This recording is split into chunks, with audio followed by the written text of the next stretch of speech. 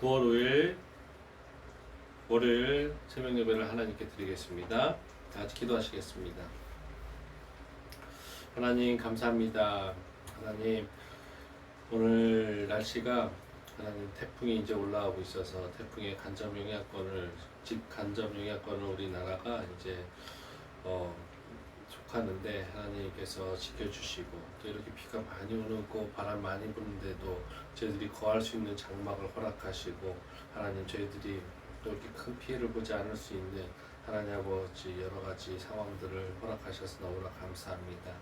항상 하나님 아버지 저희들이 누리고 있는 것들 하나님 저희들이 가지고 있는 것들 하나님께서 베푸신 것들에 감사하며 자족할 수 있는 저희들 될 수 있도록 도와주시고 항상 우리가 무엇을 하나님 앞에서 할 수 있을지를 고민하는 삶이 될 수 있도록 도와주시옵소서.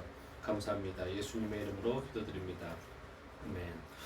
찬송가 310장 찬양하시겠습니다. 찬송가 310장 하나님의 은혜로 찬양하시겠습니다.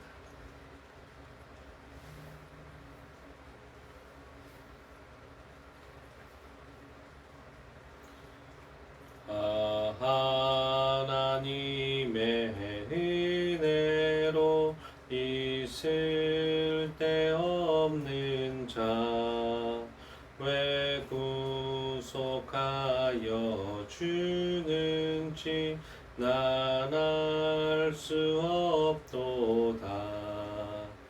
내가 믿고 또 의지하는 내 모든 형편 아시는 주님 늘 돌보아 주실 것을 나는 확실히 아네.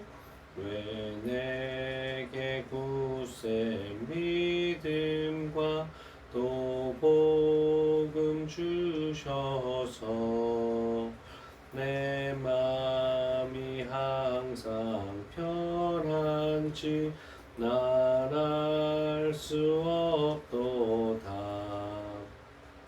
내가 믿고 또 의지함을 내 모든 형편 아시는 주님 늘 보호해 주실 것을 나는 확실히 아네. 왜 내게 성령 주셔서 내 마음 감동해 주 예수 믿게 하는지 난 알 수 없도다.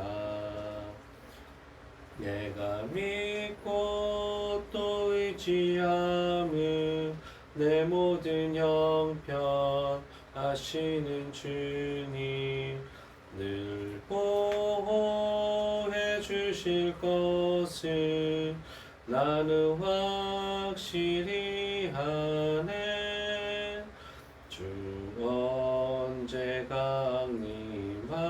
강림하실지 혹밤에 혹낮에 또 주님 만날 그곳도 난 알 수 없도다. 내가 믿고 또 의지함을 내 모든 형편 아시는 주님 늘 보호해 주실 것을 나는 확실히 아네. 오늘 나눌 하나님의 말씀은 예배소서 2장 11절부터 22절까지입니다. 예배소서 2장 11절부터 22절입니다.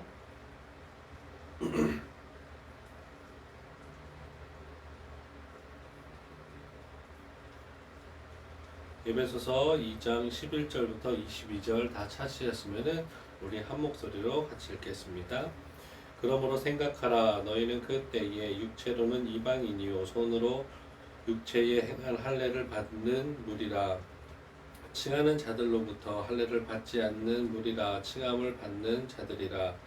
그때에 너희는 그리스도 밖에 있었고 이스라엘 나라 밖의 사람이라. 약속의 언약들에 대해서는 외인이요 세상에서 소망이 없고 하나님도 없는 자이더니 이제는 전에 멀리 있던 너희가 그리스도 예수 안에서 그리스도의 피로 가까워졌느니라. 그는 우리의 화평이신지라. 둘로 하나를 만드사 원수된 것 곧 중간에 막힌 담을 자기 육체로 허시고 법조문으로 된 계명의 율법을 폐하셨으니 이는 이 둘로 자기 안에서 한 세 사람을 지어 화평하게 하시고 또 십자가로 이 둘을 한 몸으로 하나님과 화목하게 하려 하심이라. 원수된 것을 십자가로 소멸하시고 또 오셔서 먼데 있는 너희에게 평안을 전하시고 가까운 데 있는 자들에게 평안을 전하셨으니 이는 그로 말미암아 우리 둘이 한 성령 안에서 아버지께 나아감을 얻게 하려 하심이라. 그러므로 이제부터 너희는 외인도 아니요 나그네도 아니요 오직 성도들과 동일한 시민이요 하나님의 권속이라. 너희는 사도들과 선지자들의 터 위에 세우심을 입은 자라. 그리스도 예수께서 친히 모퉁이 돌이 되셨느니라. 그의 안에서 건물마다 서로 연결되어 주 안에서 성전이 되어가고 너희도 성령 안에서 하나님이 거하실 처소가 되기 위하여 그리스도 예수 안에서 함께 지어져 가느니라. 아멘. 오늘은 교회의 생명은 주님 안에서 연합됨입니다 라는 제목으로 하나님 말씀 나누겠습니다. 본문은 예수 그리스도의 십자가 구속 사건으로 말미암아서 수평적으로는 하나님의 구속 경륜상, 하나님의 그 구속 계획상 구약 시대 동안 인류를 선민 이스라엘과 이방인으로 나누었던 그 장벽을 철폐되어서 유대인과 이방인이 화평케 되고 또 수직적으로는 하나님과 성도들 사이에 놓였던 죄의 장벽이 철폐되어 하나님과 성도가 화평케 된 사실과 더불어서 그 결과로서 그리스도 안에서 유대인과 이방인이 유기적으로 하나 된 교회를 이루게 된 사실을 설명하고 있습니다. 원래 구약 시대에는 이스라엘 민족만이 하나님께 선택을 받아서 하나님의 언약 백성, 그 선민 사상이 있었던 것도 사실입니다. 그러나 그것은 이스라엘 민족만을 구원하시기 위해서가 아니었습니다. 그건 다만 세계 만민 중에 택한 백성들을 구원하시기 위해서 구속 계획상 먼저 그 구속의 법을 계시하시기 위한 그런 어떻게 보면 우물가에 약간 마중물 같은 역할을 하기 위해서 이스라엘 백성을 먼저 구속하셨던 것입니다. 그럼에도 구약 시대 동안에는 이스라엘 민족 이외의 민족은 하나님의 구속 역사에서 제외된 것처럼 보였던 것도 사실입니다. 그러한 이유로 유대인들은 하나님의 구속 섭리를 이해하지 못하고 하나님께서 오직 자기 민족만을 구원하실 것으로 착각하면서 다른 민족에 대해서는 굉장한 배타심과 또 어찌 보면 그들을 이방인들을 보며 교만하기까지 했었습니다. 그렇기에 현대를 살아가는 지금까지도 유대인과 이방인들 사이에는 언제나 갈등이 존재하고 있는 것입니다. 이제 예수 그리스도께서 오셔서 십자가 대속 사역을 통해 하나님께서 태초에 세계 만민 중에서 택하신 자들의 구원을 위해 세우신 구속의 법을 완전히 성취하심으로 말미암아 하나님과 인간 사이에 놓인 장벽을 제거하셨고 이방인들도 유대인과 동일하게 하나님께 나아갈 수 있는 길을 만드셨으며 또한 모든 인종적이고 문화적인 편견의 장벽을 제거하사 그리스도 안에서 유대인과 이방인을 하나 되게 하셨습니다. 이렇게 하여서 탄생한 것이 바로 신학 시대의 교회이고 현재의 교회인 것입니다. 즉 교회의 본질은 눈에 보이는 건물이 아니라 그리스도 안에서 구원받은 성도들이 모여서 이루어진 유기적 공동체가 가장 먼저 중요시 돼야 된다는 것을 강조하고 있습니다. 그런 의미에서 교회는 지역과 민족과 시공간을 초월하는 것이라는 것을 우리는 깨닫고 그것이 기초적으로 우리 마음 가운데 또 우리 공동체 가운데 깔려 있어야 되는 것입니다. 오늘은 본문 중에서 21절과 22절이 주는 교훈을 살펴보겠습니다. 21절과 22절 우리 한 목소리로 같이 읽습니다. 그의 안에서 건물마다 서로 연결하여 주 안에서 성전이 되어가고 너희도 성령 안에서 하나님이 거하실 처소가 되기 위하여 그리스도 예수 안에서 함께 지어져 가느니라. 아멘. 이 구절은 교회의 가장 큰 특징을 강조하는 부분이라고 할 수 있습니다. 언뜻 보면 이 말씀은 교회의 건물 자체에 대한 말씀처럼 보입니다. 그러나 이 말씀은 교회 건물 자체에 관한 말씀이 아니라 교회의 구성원인 성도 간의 관계를 건물에 빗대어 말씀하고 있는 것입니다. 사도 바울은 다시금 건물을 비유로 들어서 그 결속력, 그 성도 간의 관계의 끈끈함을 다지고자 했던 것입니다. 성도 여러분, 건물이 만들어지고 건물에 있어야 하는 구조를 우리는 한번 살펴볼 필요가 있습니다. 건물에는 벽과 벽이 있고 또 기둥과 기둥, 또 모든 면들의 연결에 있어서 결속력이 있습니다. 또한 가벽이 있는가 하면 리모델링을 하더라도 이 벽만큼은 건들지 못하는 기준되는 벽들도 분명히 있습니다. 그러나 이런 연결되어 있는 이 건물 안의 구조물들, 건물 안에 있어야 될 것들이 그런 결속력이 떨어지고 하나 되지 못한다면 아무리 호화롭게 잘 지은 건물이라도 반드시 언젠가는 붕괴되게 되어 있습니다. 그래서 우리는 조금 더 실질적인, 현실적인 건축을 좀 본다면 건물은 지을 때 설계도만을 가지고 지으는 것이 아닙니다. 그 설계도대로 지을 때 그 안에 재료가 무엇이 될지, 그것을 그 기둥은 무슨 공법을 쓸지 이런 것들을 정한 것을 건축에서는 시방서라고 하는데, 이 시방서대로 건물을 짓지 않을 때 우리가 뉴스를 통해서 접하는 그런 여러 가지 붕괴 사고와 같이 그 구조와 건물들은 언젠가 균열이 나타나고 결국은 붕괴에 이르는 끔찍하고 안타까운 사건으로 접할 수 있다라는 것입니다. 바울이 본문에서 강조하는 부분이 바로 이것입니다. 교회와 성도를 건물에 비유하여 논증하는 바울의 결론은 바로 단단한 결속력 있는 성도 간에 묶임이 있을 때 그것이 바로 교회고 성도라는 것입니다. 실제로 보십시오. 단순히 교회에 등록하여서 주일 성수만 하고 섬기기를 꺼려하고 교회에서의 보내는 시간조차도 어찌 보면 아까워서 개인적인 신앙생활만을 잘하면 되지라는 생각의 사고방식을 갖는 것은 분명히 교회 안에 본질을 벗어난 교회의 연합은 또 우리의 연합은 아닙니다. 교회 안에서 서로의 헌신과 관심 또 섬김과 사랑이 넘쳐날 때 성도 한 명 한 명이 주님의 몸 되신 지체로서 서로 연결되고 연합되는 것입니다. 그래서 사도 바울은 이방인이 교회에 들어온 것 자체를 그냥 설명하지 않고 간단하게 넘기지 않았습니다. 로마서 11장에 보면 돌 감람나무가 참 감람나무에 접붙인 것으로 설명하고 있습니다.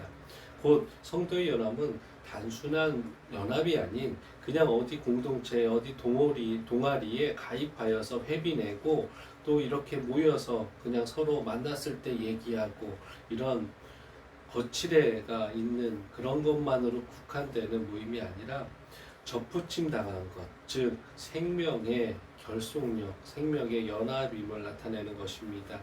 그런데도 우리가 구원받은 성도라고 하면서 교회를 예배드리는 장소와 건물로만 생각하며 주일에 잠깐 사용하는 장소 정도로만 여기고 생각할 수 있겠습니까? 교회는 말씀처럼 모이기에 힘쓰는 공동체가 되어야 됩니다. 교회는 이 말씀처럼 모이기에 힘써서 그 모인 성도들 한 명 한 명이 유기적인 공동체가 되도록 노력해야 되는 것입니다. 그런 의미에서 우리 말씀 중심 교회도 모일 수 있는 최소한의 장소, 그것을 처소라는 이름으로 찾고 있는 것입니다. 진정한 성도라면 교회에서 다른 성도와 단단한 연합의 관계가 있어야 될 것입니다. 그렇기에 정말 건강한 성도, 참 성도라면 만일 그 교회에서 떨어져 나갈 경우 교회 구성원 간의 생명의 단절이 있기에 아픔이 느껴지는 것입니다. 만일 구원받고 그 교회 성원이 그 교회의 멤버가 되었다면 교회 전체의 기쁨이 되도록 노력해야 될 것이고, 하나로 연결된 그 생명이 나로 인해서 아픔을 겪지 않을 수 있도록 그렇게 기도하며 우리 교회 안에서 항상 섬김이 넘치고 사랑이 넘쳐야 될 것이며 또한 연합이로 인해서 주님 안에서 한 몸 되는 공동체를 만들어야 될 것입니다. 골로새서 2장 19절입니다. 제가 읽겠습니다. 머리를 붙들지 아니하는지라 온몸이 머리로 말미암아 마디와 힘줄로 공급함을 받고 연합하여 하나님이 자라게 하심으로 자라느니라. 아멘. 교회의 본질은 우리 한 명 한 명이 교회이고 우리가 속한 가정이 교회입니다. 물론 그것으로서도 가능하지만 하나님께서 말씀하시는 연합은 믿는 자들의 모이기에 힘쓰는 연합으로서 더 큰 하나님의 사역을 감당하는 데 있다는 것을 명심하시고 우리 말씀 중심 교회도 그런 연합의 공동체 또 섬김의 공동체 사랑의 공동체 하나된 공동체가 될 수 있도록 또한 가장 중요한 것은 주님의 말씀에 우리의 머리 되어서 주님께서 우리의 머리 되어서 주님께서 우리를 이끌어 나가시고 세워져 가시는데 순종하는 공동체가 되기를 다시 한번 소망합니다. 다 같이 기도하시겠습니다. 하나님 감사합니다. 오늘 하나님께서 우리를 사랑하여 주셔서 교회에 대해서 알게 하심을 너무나 감사합니다. 하나님 저희들이 교회를 하나님 아버지 세워감에 있어서 항상 본질을 잃지 않게 하여 주시고 또한 그 본질을 지키고 또 본질을 더 발전시키기 위해서 하는 여러 가지 도구적인 행위들에 있어서도 항상 기도함으로 나아갈 수 있도록 도와주시옵소서. 항상 하나님 교회가 하나님의 기쁨 되기 원하는 장소가 되게 하시고 교회가 우리의 삶에 직접적인 연관이 있게 하여 주시옵소서. 우리 일주일 동안에 단지 주일만을 사용하는 곳으로 장소로만 국한되는 것이 아니라 우리 인생에서 같이 나아가는 교회가 되게 하나님 도와주시옵소서. 하나님 오늘도 우리 성도님들 하나님께서 이 태풍의 영향권 안에서도 하나님 간접적으로 직접적으로 하나 피해보지 않고 하나님 안전사고 일어나지 않을 수 있도록 강건할 수 있도록 도와주시옵소서. 감사합니다. 예수님의 이름으로 기도드립니다. 아멘. 하늘에 계신 우리 아버지여 이름이 거룩히 여김을 받으시오며 나라가 임하시오며 뜻이 하늘에서 이루어진 것 같이 땅에서도 이루어지이다. 오늘 우리에게 일용할 양식을 주시옵고 우리가 우리에게 죄 지은 자를 사하여 준 것 같이 우리 죄를 사하여 주시옵고 우리를 시험에 들게 하지 마시옵고 다만 악에서 구하시옵소서. 나라와 권세와 영광이 아버지께 영원히 있사옵나이다. 아멘. 우리 시간에 다 같이 기도하는 시간 가지셨으면 좋겠습니다. 몇 가지 중보기도 하시고 나머지 시간에 각자 가져오신 기도 제목 갖고 기도했으면 좋겠습니다. 첫 번째로 태풍 흰남도가 이제 우리나라에도 직간접적인 영향을 끼치고 있습니다. 그래서 분명히 우리의 타락으로 인해서 오염된 자연에 의한 피해를 피해갈 수 없을 것입니다. 하나님께서 만드신 창조물에 대해서도 조차도 우리가 그 위대함을 우리가 볼 수 있을 것 같습니다. 그래서 그럼에도 불구하고 피해가 최소화될 수 있도록 그리고 피해를 입은 곳의 복구와 또 그 피해를 당한 분들이 그 마음 가운데 위로와 평안이 있을 수 있도록 기도해 주셨으면 좋겠습니다. 두 번째로 세계를 위해서 기도해 주실 텐데 요즘 뉴스에 보면 우리나라 방위 산업 수출 무기를 쉽게 얘기해서 많이 팔고 있다라는 얘기들이 있고 전 세계적으로 이런 러시아와 우크라이나 사태 또 중국과 대만과의 사태 이런 것들을 보면서 나라를 지키기 위해서는 군사력만큼 좋은 것이 없다라고 하면서 군사 어력 증강을 많이 하고 있는데 그것이 아닌 정말 세계가 서로를 아끼고 평화적인 방법으로 화합할 수 있도록 기도해 주셨으면 좋겠습니다. 그리고 마지막으로 우리 말씀 중심 교회를 위해서 기도하실 텐데 주님의 몸된 교회가 유기체적인 생명을 갖고 서로 사랑하며 섬길 수 있도록 또 특별히 오늘 여수로 떠나시는 이성경 집사님의 건강과 회복을 위해서 계속 기도해 주셨으면 좋겠습니다. 다 같이 기도하시겠습니다.